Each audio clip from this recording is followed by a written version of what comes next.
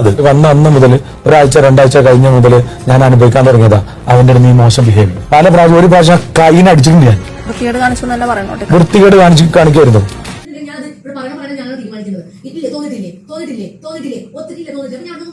അനുമോന്റെ അടുത്ത് ചോദിച്ചതുപോലെ തന്നെ എന്റെ അടുത്തും ചോദിച്ചു, എനിക്ക് തോന്നുന്നു ബാക്കിയുള്ളവരുടെ അടുത്തും ചോദിച്ചിട്ടുണ്ടാവാം എന്താണ് നിങ്ങൾക്ക് ഇത് ഫീൽ ചെയ്തിട്ടുണ്ടോ എന്ന്. ബിഗ് ബോസ് മലയാളം സീസൺ 7 ഏറ്റവും സാറ്റിസ്ഫാക്ഷൻ കിട്ടിയ ഒരു എപ്പിസോഡ് അല്ലെങ്കിൽ ഏറ്റവും സാറ്റിസ്ഫാക്ഷൻ കിട്ടിയ ഒരു ലൈവ് എന്ന് പറയുന്നത് ഇന്നത്തെ ലൈവ് തന്നെയായിരുന്നു. നമുക്ക് ലൈവ് കണ്ട് രാവിലെ മുതൽ ലൈവിൽ കയറി ഇരുന്നത് കാണാൻ തുടങ്ങിയിട്ട് വൈകുന്നേരമായിട്ടും കണ്ടന്റ് എന്ന് പറഞ്ഞാല് ഇത്രയും നല്ല രീതിയിൽ കണ്ടന്റുകളുടെ, അതായത് ഒരു രീതിയിലും നമുക്ക് ലൈവിന്ന് ബാക്ക് അടിച്ചിട്ട് വന്നിട്ട് ഒരു വീഡിയോ ചെയ്യാൻ പോലും പറ്റാത്ത രീതിയിലേക്ക് ലൈവ് എൻഗേജിങ് ആയിട്ട് പോയൊരു ദിവസം. ഇന്നത്തെ ദിവസം ഭയങ്കര സാറ്റിസ്ഫാക്ഷൻ ആയിരുന്നു ആ ഒരു കാര്യത്തിൽ. കണ്ടന്റുകളുടെ സാഗരം മാത്രമല്ല, പറയേണ്ട കാര്യങ്ങൾ എന്തൊക്കെ ആരൊക്കെ എക്സ്പോസ്ഡ് ആവാനുണ്ടായിരുന്നു എല്ലാം ഒരു ദിവസം കൊണ്ട് എക്സ്പോസ്ഡ് ആവുന്ന ഒരു അവസ്ഥയെ നമ്മൾ കണ്ടു. ഷാനവാസ് ഒക്കെ ഇന്ന് 2 ദിവസമായിട്ട് ഷാനവാസ് നല്ല ഫോമിലാണ്.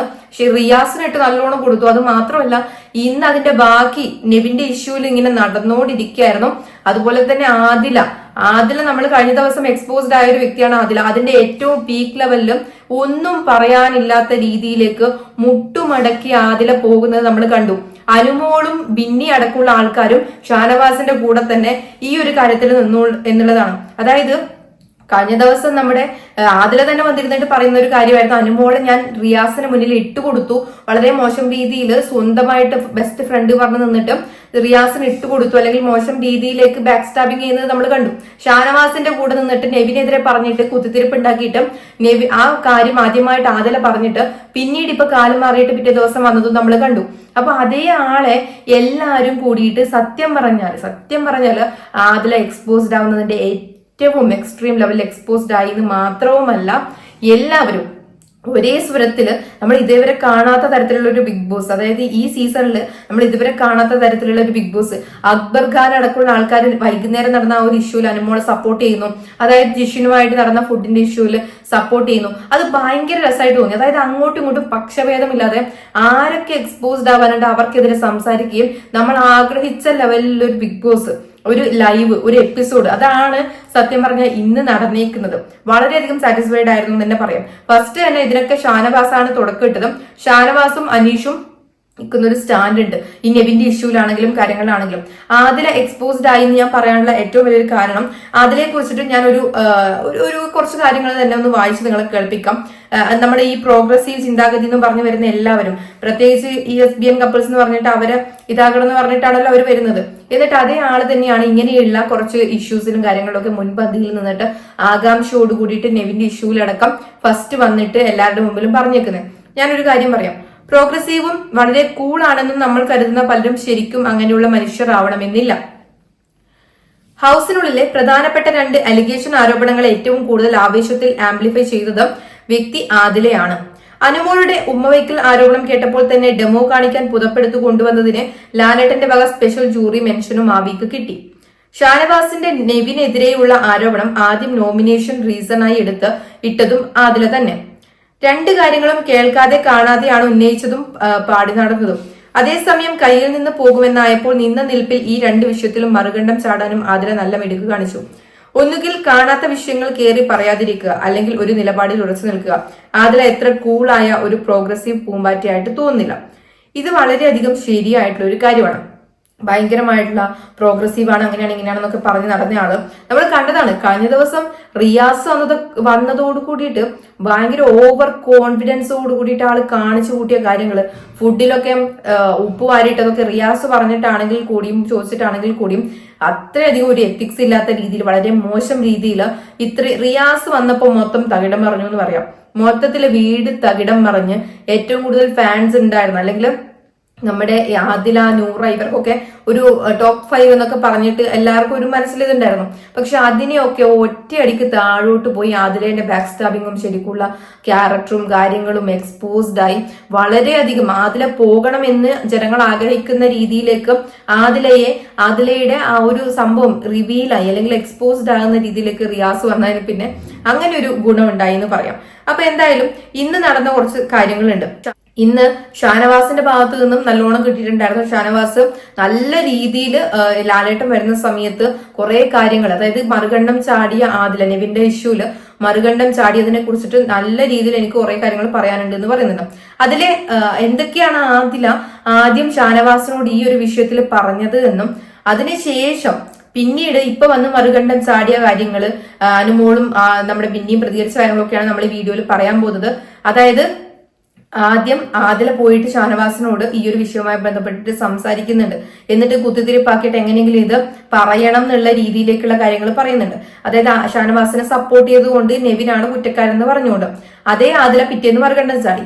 അപ്പോൾ നമുക്ക് ആദ്യം തന്നെ ഇന്ന് ലൈവില് നടന്ന അനുമോളുടെ ഭാഗത്ത് നിന്നും കൂടിയിട്ട് ഒരു കാര്യം പറയുന്നുണ്ട്. ഈ നമ്മുടെ ആദില മറുകണ്ഠം ചാടിയ ഒരു കാര്യം അനുമോളുടെ അടുത്ത് പോയിട്ട് ആദില ഇങ്ങനെ കുത്തി കുത്തി ചോദിച്ചിട്ടുണ്ടായിരുന്നു, എന്താണ് നെവിന്റെയും ഷാനവാസിന്റെയും ഇഷ്യൂവിൽ പറയാനുള്ളത്, അങ്ങനെ ഇങ്ങനെയെന്ന് ചോദിച്ചിട്ട്. അപ്പോ അതുപോലെ തന്നെ പിന്നീട് അടുത്ത് പോയിട്ട് ചോദിച്ചിട്ടുണ്ടായിരുന്നു.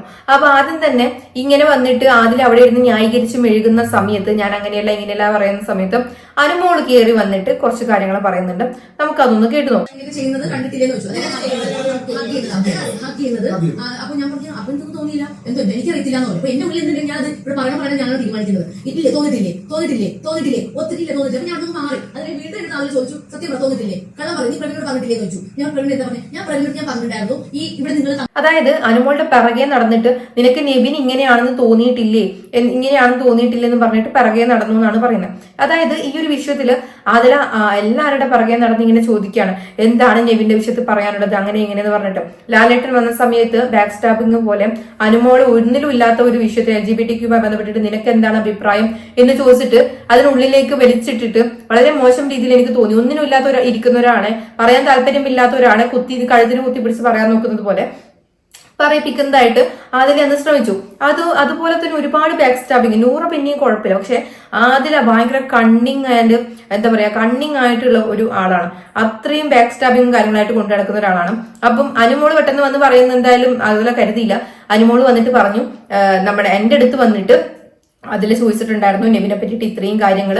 എന്നിട്ട് ഷാനവാസിന്റെ അനുകൂലമായിട്ട് അല്ലെങ്കിൽ ആ രീതിയിലാണ് സംസാരിച്ചത്. പക്ഷെ ഇപ്പൊ വന്നിട്ട് അതിൽ എന്തിനാണ് മാറ്റി പറയുന്നത് എനിക്കറിയില്ല എന്ന് പറഞ്ഞു. അത് ഒന്നാമത്തെ കാര്യം. ഇനി നമ്മുടെ ബിന്നി കുറച്ച് കാര്യങ്ങൾ പറയുന്നുണ്ട്. ബിന്നിയുടെ അടുത്തും ഇതുപോലെ തന്നെ അതിൽ പോയിട്ട് കുറച്ച് കാര്യങ്ങൾ പറയുന്നുണ്ട്. നമുക്ക് അത് കൂടി ഒന്ന് കേൾക്കാം. പോലെ എടുക്കണമെന്നില്ല, ചിലർക്ക് ഇഷ്ടപ്പെടും ചിലർക്ക് ഇഷ്ടപ്പെടില്ല, ജഡ്ജ്മെന്റലാണ്. പക്ഷെ അനുമോളിന്റെ അടുത്ത് ചോദിച്ചതുപോലെ തന്നെ എന്റെ അടുത്തും ചോദിച്ചു, എനിക്ക് തോന്നുന്നു ബാക്കിയുള്ളവരുടെ അടുത്തും ചോദിച്ചിട്ടുണ്ടാവാം എന്താണ് നിങ്ങൾക്ക് ഇത് ഫീൽ ചെയ്തിട്ടുണ്ടോ എന്ന്. പക്ഷെ ആ ഒരു പോയിന്റിൽ പോലും ആ ഇഷ്യൂ ഇങ്ങോട്ട് കൊണ്ടുവരുന്നതിന് മുമ്പ് ഞങ്ങളുടെ അടുത്തെല്ലാം ചോദിച്ചു, എന്തുകൊണ്ട് നെവിന്റെ അടുത്ത് കമ്മ്യൂണിക്കേറ്റ് ചെയ്തില്ല അതുവരെ. കാരണം എല്ലാവരുടെ അടുത്തും എടുക്കുകയാണ് ഒപ്പീനിയൻ, എന്താണ് ഫീൽ ചെയ്തിട്ടുണ്ടോ ഇല്ലയോ എന്താ.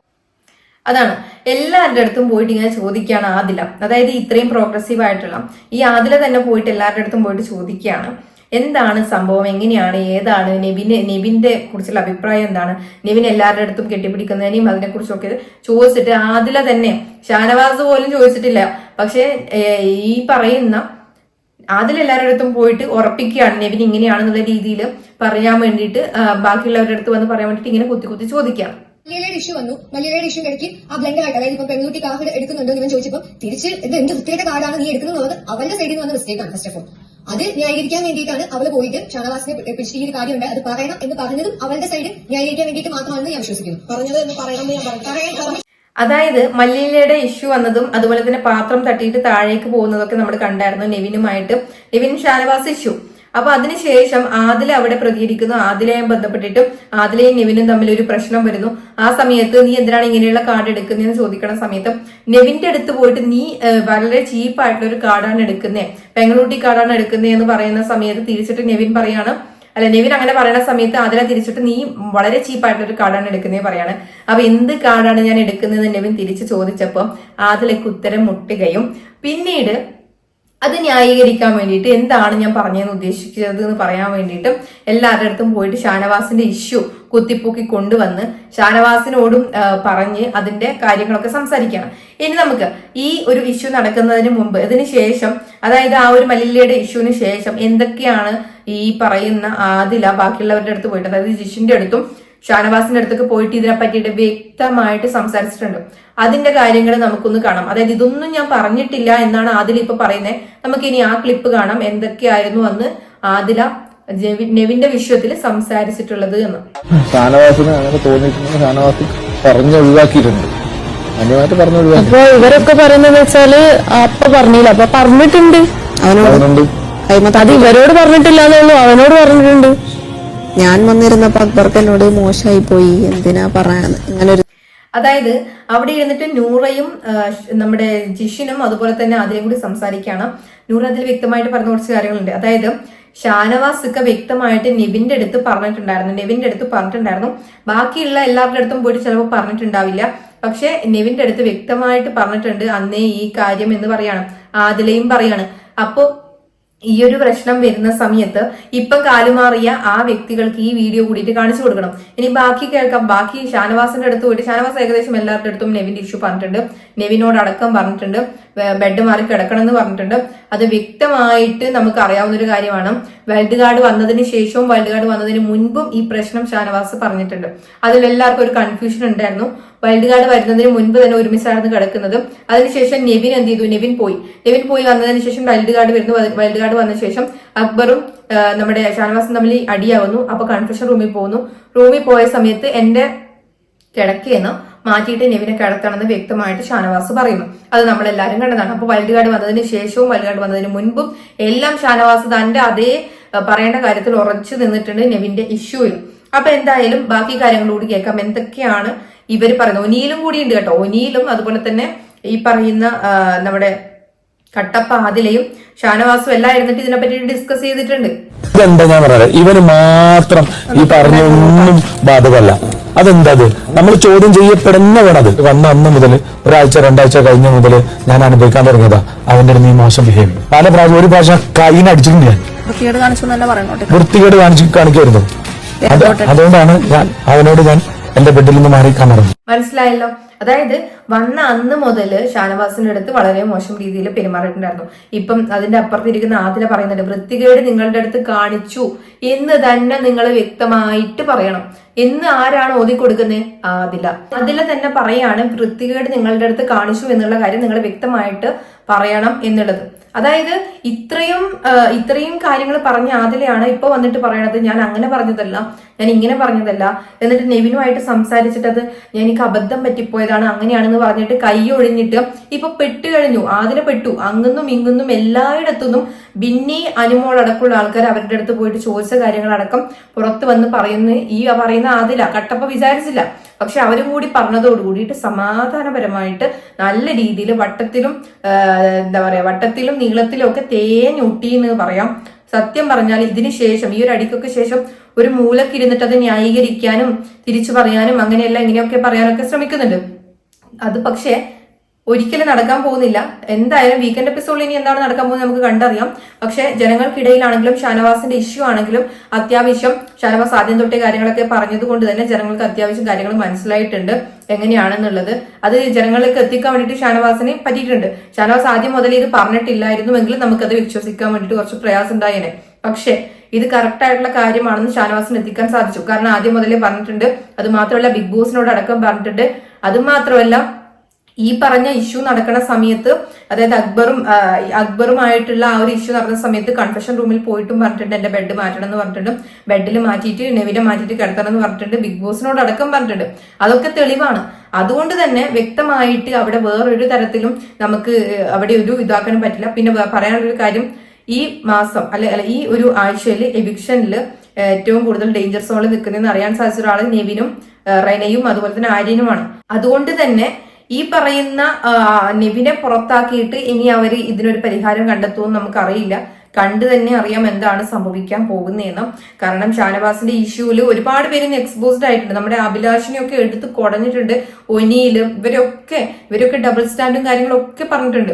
കാരണം ഇവര് ഇവിടെ ഇരുന്നിട്ട് എല്ലാ കാര്യവും അറിയാവുന്ന ഒരാളാണ് ആദില, അഭിലാഷ്, ഒനിയില്. ഇവരുടെ അടുത്തൊക്കെ പോയിട്ട് ജിഷിന്റെ അടുത്തൊക്കെ പോയിട്ട് ഇരുന്ന ആളാണ് ആദില.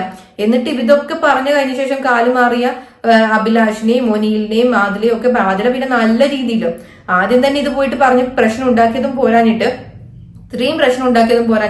കാല് മാറുന്ന സമയത്തും ചിലപ്പോൾ അനുമോളുടെ അടുത്തുനിന്ന് കാല് മാറുന്ന സമയത്ത് അനുമോൾക്ക് അത് ചിലപ്പോൾ മനസ്സിലാക്കിയാലും പോട്ടേന്ന് വെച്ച് നിൽക്കുമായിരിക്കും. പക്ഷെ ആള് മാറിപ്പോയി.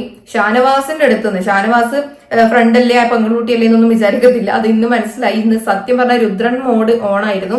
നല്ല രീതിയിൽ രാവിലെ തൊട്ട് ഈ ഇപ്പൊ നടക്കുന്നത് വരെ സത്യം പറഞ്ഞാല് നല്ല രീതിയിലും ആർക്കും കിട്ടാൻ ബാക്കിയില്ല. അവിടെ ആർക്കൊക്കെ എക്സ്പോസ്ഡ് ആവാൻ ബാക്കിയുണ്ടായിരുന്ന എല്ലാവരും എക്സ്പോസ്ഡ് ആയി എന്ന് പറയാം.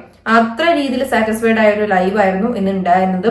അപ്പൊ എന്തായാലും നിങ്ങളുടെ അഭിപ്രായങ്ങൾ നിങ്ങൾ താഴെ കമന്റ് ചെയ്യുക. അതുപോലെ തന്നെ നമ്മുടെ ചാനൽ ആദ്യമായിട്ട് കാണുന്നവരാണെങ്കിൽ സബ്സ്ക്രൈബ് ചെയ്യാനും വീഡിയോ ഇഷ്ടപ്പെട്ട ലൈക്ക് ചെയ്യാനും കമന്റ് ചെയ്യാനും മറക്കണ്ട.